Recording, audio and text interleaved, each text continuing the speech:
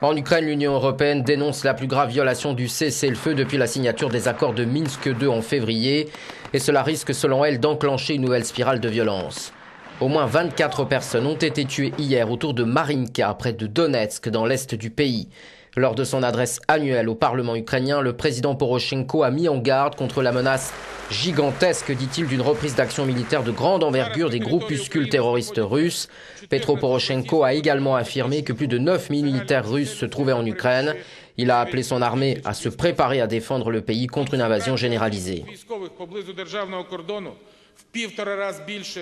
Les rebelles ont nié ces accusations tout en confirmant la tenue de combats et la perte d'une vingtaine d'hommes près de Marinka pour tenir leur position.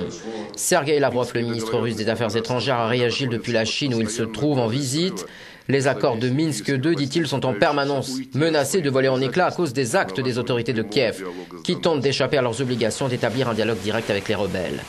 Dans un rapport publié hier soir, l'OSCE indique avoir observé le mouvement d'un grand nombre d'armes lourdes dans les territoires contrôlés par la République autoproclamée de Donetsk, vers l'ouest de la ligne de front.